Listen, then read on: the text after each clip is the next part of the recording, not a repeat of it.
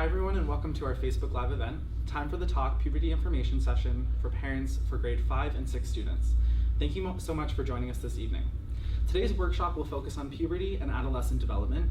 Some of this workshop may be a review for you, but a refresher will be good since puberty wasn't exactly yesterday for most of us. The goal of this workshop is to be able to support you in your efforts as a parent to have an open dialogue with your children about puberty.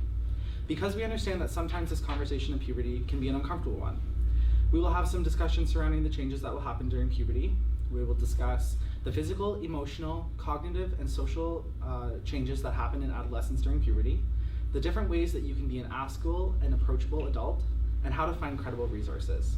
We will then give you the chance to ask any questions you may have about talking to your child about puberty. Before we start this presentation, we want to review some housekeeping items. Although we're not wearing masks in order to film this presentation, we are following all COVID-19 protocols. We are physically distancing and have a barrier between us.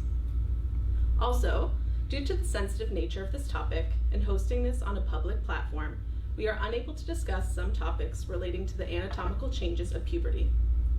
However, we will share some links and resources for you to use when discussing this topic with your child. We welcome you to use the live chat to ask questions and share comments, but please remain respectful. If there are some questions that we cannot answer over Facebook Live, we will be sharing a link so you can speak to one of our nurses from Niagara Parents. So my name is Austin, and I'm the public health nurse in the school health program. I'm primarily the nurse for the Grimsby and West St. Catharines elementary schools. However, due to COVID-19, we have a team-based approach to support all schools in the region. And my name's Ashley. I'm also one of the public health nurses on the school health program. I primarily support the Francophone elementary and secondary schools throughout the region. Austin and I, as well as many other school nurses, have supported Niagara schools with growth and development curriculum over the years. And some of your kids will see us in the coming weeks talking to their classes.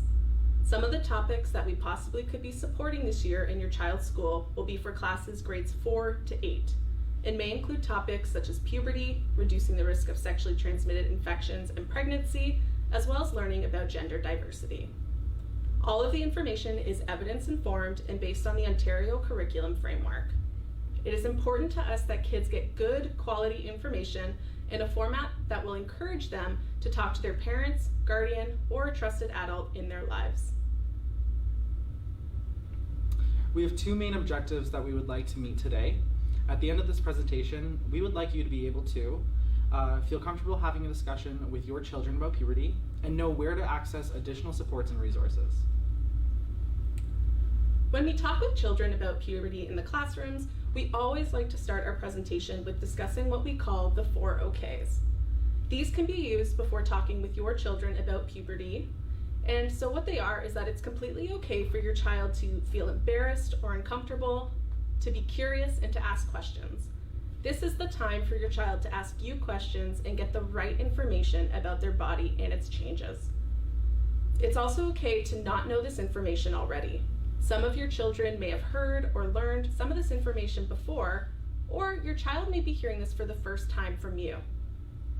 It's also okay and good for your child to know about the changes of other sexes.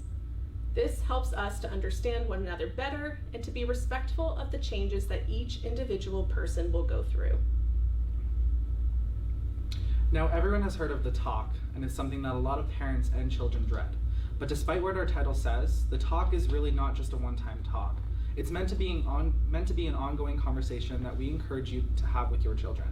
Rather than a one-time discussion, we want to help you feel comfortable creating a space in which your child feels that they are able to ask you the difficult questions about their bodies and sexual health, and you are able to answer those difficult questions using credible resources. Prior to COVID, this presentation was sometimes hosted at your school by one of the school health nurses from Niagara Region Public Health, and it could have been called numerous things from puberty information session, puberty night, or puberty information night. So why is this information so important? Well, talking to your children about sexuality and puberty helps them to grow into healthy adults. When children are educated and comfortable seeking information about their sexual health, they are more likely to have a healthier relationship with their body and make informed choices. It is good for children to have the right information about changes that happen during puberty, as sometimes the information they get from the media or from friends may not be correct or understood. This is a great chance for parents and children to get the facts and to have a discussion about the changes of puberty. It's okay to not know all the answers when your child comes to you, but it is important to know how you can seek out credible information, help them find information that they can trust depending on their age, and more importantly, how to be open and approachable. Now, before we dive into the grade 5 and 6 content, we just want to take a moment to review some reminders about diversity. Diversity can mean many things to each of us. Diversity is all the ways that we're different from each other. While we discuss the physical, social, cognitive, and behavioral changes that adolescents go through, we'll be using language that respects the diversity of all children. As a parent, you can play a very important role in helping your children learn to recognize stigma, discrimination, and bullying, and develop respect for sexual and gender diversity. Many use the terms gender and sex to mean the same thing, but it's not correct. The better that you understand terms like biological or assigned sex, gender identity, gender expression, and sexual orientation, the better you may understand yourself and how you relate to other people. This slide will hopefully provide a better understanding of these 4 traits and how they differ and how they make us the people we are. The first we have here is biological or assigned sex, which is the physical characteristics that categorize people as male, female, or intersex at birth, including genitalia, body shape, hormones, and chromosomes. The next is gender identity. This is a person's internal sense of identity as female, male, both, or neither, regardless of their biological assigned sex at birth. The next is gender expression. This is how a person presents their gender. This can include appearance, name, pronoun, and social behavior. And finally, we have sexual orientation, which is a person's emotional or sexual attraction to other people. It can be fluid and may or may not reflect their sexual behaviors. If you're interested in learning more, a great local resource for more support or information is Quest Community Health Center.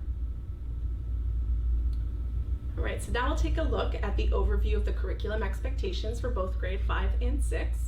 The health and physical education curriculum helps students learn the skills and knowledge they need to lead healthy, active lives and make healthy and safe choices. There are 4 parts to the curriculum, one of which is the healthy living section. Within that section, students learn about human development and sexual health. Puberty can be a very stressful time for children, and one way to help children cope with this stage of change is to provide them with the knowledge about the changes in their bodies so that they're prepared. In grade 5, students will learn about the factors that may affect the development of a person's understanding of themselves and their personal identity, including their sexual orientation. Some topics that might be covered include body image and self-acceptance. They'll also learn about the reproductive system and how the body changes during puberty. They'll learn about the process of menstruation and sperm production, and the emotional and interpersonal stresses related to puberty. In grade 6, students will learn about the impacts of viewing sexually explicit media, including pornography. For an example, how it leads to a limited or distorted understanding of relationships, reinforces harmful gender norms, and promotes an unrealistic or idealized body image. Next, they'll learn about the physical, social, and emotional changes that occur in adolescence and how to build a healthy foundation for relationships. They will learn how to make decisions in their personal relationships that show respect for themselves and others, recognizing the importance of consent and clear communication. They'll also learn how stereotype and assumptions about gender, race, sexual orientation, ethnicity, culture, and abilities can affect how a person feels about themselves, their feelings, or belonging in relationships with others. And they'll also finally learn about the appropriate ways to respond and challenge assumptions, stereotypes, homophobia, and racism. To learn more about the curriculum expectations, please review A Parent's Guide to Health and Physical Education, grades 1 to 8, the 2019 document listed below. Our school health program also has teaching tools available for teachers online that can assist them in delivering this content. Please find the link below if you'd like to review them. Perfect, so where does it all begin? Now we'll take some time to review what puberty is and the changes that occur. This information is very similar to what is shared with students in the classroom. So puberty is the stage of development when a person changes from a child to an adult. When a child's body is ready to begin puberty, the pituitary gland, think of a cherry pit in size, which is located at the bottom of the brain sends out chemical messages called hormones to get things started. These hormones travel in the bloodstream to different parts of the body depending on whether the child has a vagina or a penis. For those with a vagina, the hormones target glands called ovaries, and in those with a penis, they target glands called testicles. Both of these glands are then signaled to start making their own hormones. The ovaries start making the hormone estrogen and progesterone, and the testicles start making a hormone called testosterone. These hormones then travel in the bloodstream and tell other parts of the body to start changing. They cause changes, allowing children's bodies to grow into adult bodies. The changes of puberty happen at different times, similar to a personal alarm clock in the fact that no two clocks are set exactly the same. We use this analogy when talking to kids in grade 5 about how we can all set an alarm clock at different times to get up in the morning for school, and even with everybody getting up at slightly different waking times, everyone arrives in time to start class.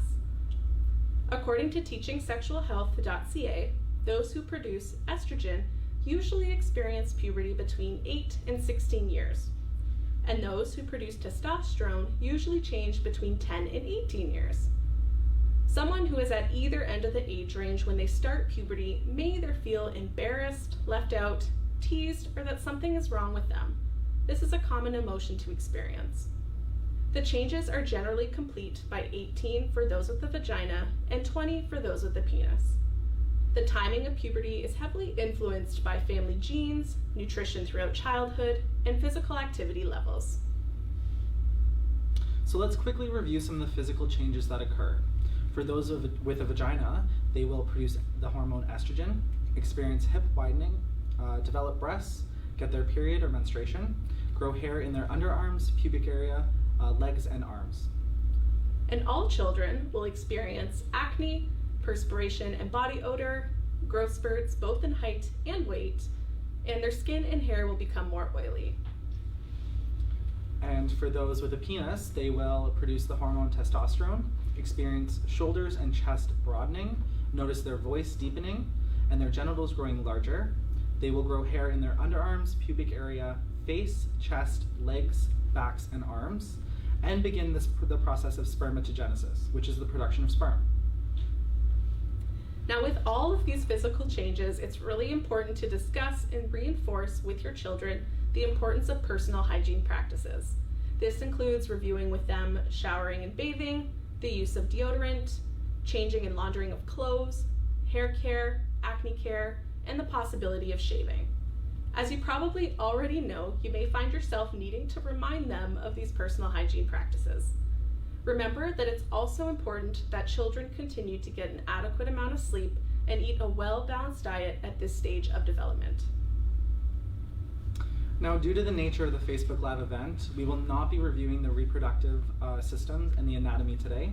However, the school health team has created some videos that are on our website. We encourage you to sit with your child and watch these videos together. Links will be shared in the chat box to where you can find these videos. The videos that we have are the female reproductive system, the male reproductive system, and personal care during menstruation. So now we'll look at some of the emotional changes that occur. So children at this age may be sensitive and have strong reactions. They will experience emotional ups and downs that can lead to increased conflict. Your child's brain is still learning how to control and express emotions in a grown-up way. Remember that the brain continues to develop until the age of 25. Young people get better at reading and processing other people's emotions as they get older. While they're developing these skills, they can sometimes misread facial expressions or body language. Also, their self-esteem is often affected by appearance or by how others their age think they look. As they develop, children might compare their bodies with those of friends and peers. Children at this age may also start to have romantic interest in another person. Now for the social changes. Children at this age start to define themselves through things like their environment, their friends, clothes, culture, and social media. Many social changes occur when going through puberty. One of these changes is that children start to be influenced more by their friends. They learn that a friend can have different ideas from them and customs from them and still be their friend. They start to have stronger and more complex friendships and relationships, and they begin to feel more peer pressure. Children will also begin to seek more independence and responsibility, and they'll often look for new experiences. And you'll start to notice that they think more about what is right and what is wrong. And as they start to question more things, your words and actions will shape your child's sense of right and wrong. And finally, they will begin to communicate more in different ways, such as through things like social media, cell phones, and the internet. Cognitive changes also occur, meaning changes to the way your child thinks. Children may begin to feel embarrassed about some of the changes in puberty. You may notice that they may talk with you less, or that you may have to start to be a little more creative about ways you talk to them. One way to assist with this is what we call creating teachable moments. They'll also develop personal value and leadership skills. These can be taken from different sources such as family, culture, friends, etc. And children start to define themselves through their environment. They begin to define themselves based on who their friends are, how they want to spend their time, their talents, or their interests. So it is helpful for children to know that there are a lot of changes going on that they will see as their bodies develop, but that they may feel changes as their brain develops as well. These changes make the world appear more complex and sometimes unfair. In a book titled Teen Brain, Teen Mind by Dr. Ron Clavier, there are some really great stories that explain how the teen brain functions and the challenges that come with it. One of the analogies discussed in his book is the idea that as adolescence begins, children are suddenly stripped of their comfortable child brain. So think of an old calculator. With this brain, the child sees things as simple. Then, a child all of a sudden gets this new brain that is much more powerful. Think of a fancy new computer or software system. This brain is now able to see a complex world with many different ways to see things. Where frustration grows for teenagers is that they're unaware of the switch in their computer system or their brain. What used to work for them no longer does. So this is an intense learning process for your teen. This is why it's so crucial to provide the information to your child ahead of time so that they're prepared to deal with these changes. Similarly to how we prepare those who will get their period or menstruation, it's really important that children also understand the changes that their brain will go through. Now, being an askable adult. Being an askable adult means that you're an open and knowledgeable source of support. This doesn't come naturally to everyone. It takes a lot of effort.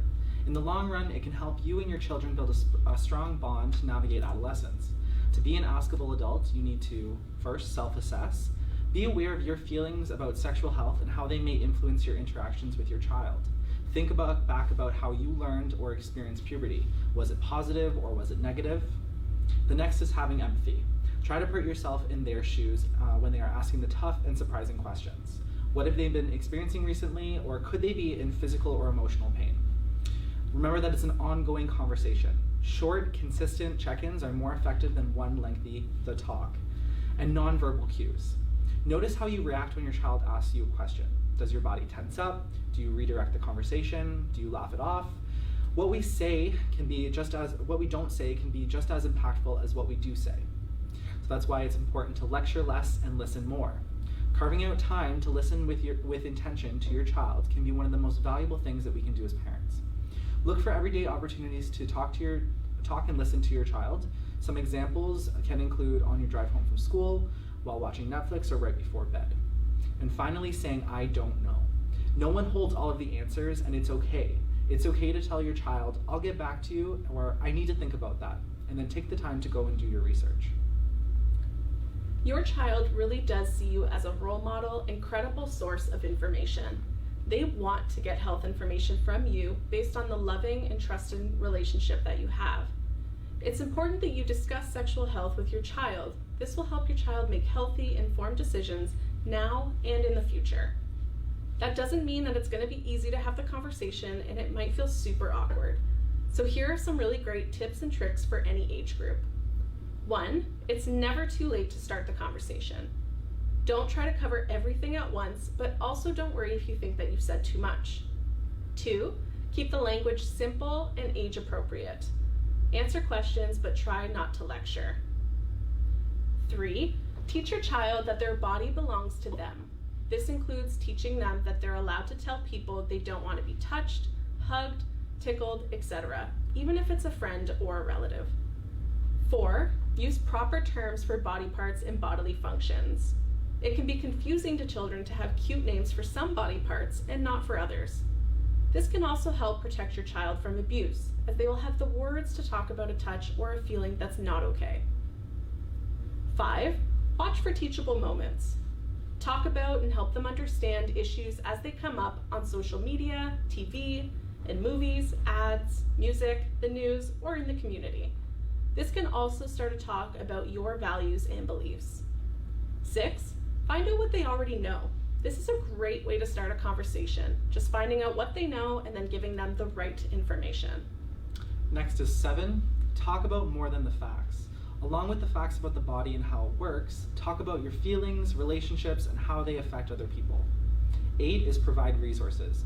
Recommend websites that they can look through, like teachingsexualhealth.ca or sexandyou.ca. 9, you don't have to know it all. Your child will teach you just as much as you teach them. And 10, encourage your child to talk about what they think. Talking openly can help your child understand your values and give you a better idea of the values that they're learning. 11, let them know what is socially appropriate and inappropriate. It's important that they learn and understand other people's values may be different from theirs. And finally, when your child asks you a question, do your best to answer it at the time. If you don't know the answer, suggest that you find out together, or tell them that you'll find out and get back to them. Don't put it off, as they might think that it's not an okay topic or not an important enough topic to talk about. So not surprisingly, children often have a lot of questions when it comes to puberty. Parents may feel uncomfortable or nervous for questions that they may not know the answers to or just know how to answer. Teaching Sexual Health is a really great website that includes a list of common questions with prepared answers for you. We will include the link in the comments below. It is important to be comfortable with the terminology and to reflect on your personal, family, or religious values. Also, be prepared that because of social media, it may open the door to other questions about sexual health. Knowing where to find credible and reliable information is an important aspect when preparing to talk to your children about puberty or to assist you in finding answers to questions you may not know the answer to. We will link the resources in the comments for you. Another great option is to connect with one of our public health nurses at Niagara Parents. Niagara Region Public Health also offers positive parenting program called Triple P. In this program, in this personal and thorough program about parenting in a positive way, you'll learn parenting strategies that you can use to adapt to suit your family's needs. During this program, you'll spend 8 hours of time with a public health nurse over 2 to 4 virtual group sessions. For more information, connect with Niagara Parents. Another great option is that OFIA has created a guide that focuses on creating opportunities for parents or caregivers to continue puberty education conversations with their children at home following what is taught in the classroom. This guide is geared toward parents with children who will experience menstruation or their period. If you're interested in a copy, you can create an account on OFIA's website to download the free copy.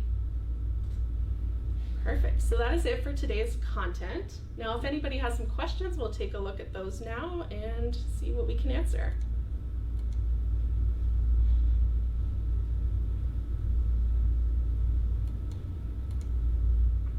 Okay.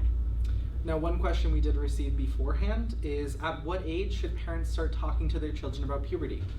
With the understanding that that some may start puberty at the age of 8 years old, it's best to start talking to your child about puberty before that stage so your child is prepared for the physical and emotional changes that will occur. If you don't start, or if you start early and you talk to your child often, then talking about puberty as they get older will be a lot easier. Don't always wait for your child to initiate the discussion. It's a great question and answer. Nicely done, Asta.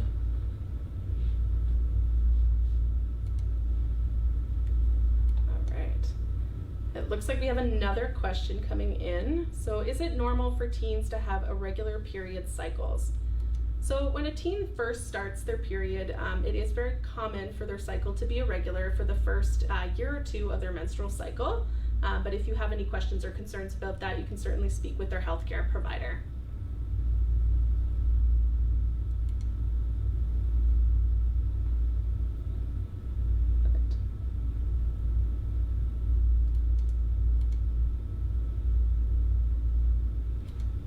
Looks like there's No other questions? I don't know if you're seeing any there, Austin. No, I'm not seeing any other questions. All right. Well, we want to take the time to say thank you for everybody who participated this evening and joined our Facebook Live event. We hope you gained some valuable insight as to how to talk with your children about puberty. And again, if you have questions following this, you can certainly talk to Niagara parents.